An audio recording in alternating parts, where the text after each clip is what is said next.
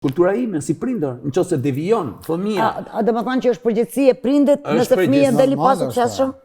Po. Po ka, sepse pikërisht tash pak përpara, pikërisht I tash dhe pak përpara Dashit. Në qoftë se unë I them fëmijës nën 18 vjeç, duhet të jesh në orën 21 në shtëpi, sepse shtëpia ka rregulla. Në qoftë se ai fëmijë vjen, ai fëmijë bëhet I shëndetshëm, por mund të ketë edhe tipe të ndryshme se mund të jenë hiperaktiv, që nuk dëgjojnë. Do të më kom pak si prindër rigoroza. Por nëse ai fëmijë I cili nuk ta respekton deri në moshën 18 vjeç, mbi 18 vjeç harroj se do ta respektojë prindërin. Edhe sot është për të ardhur keq.